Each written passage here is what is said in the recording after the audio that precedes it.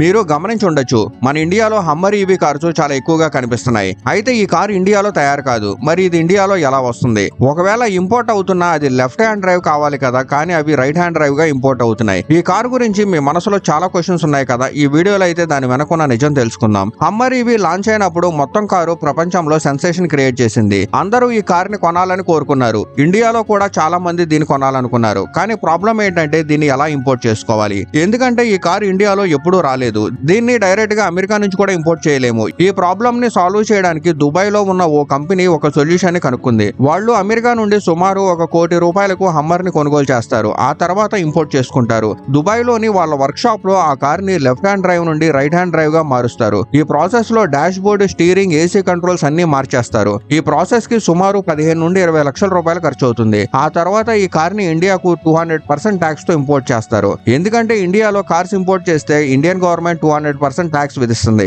చివరిగా ఈ car cost సుమారు ₹3,20,00,000 అవుతుంది.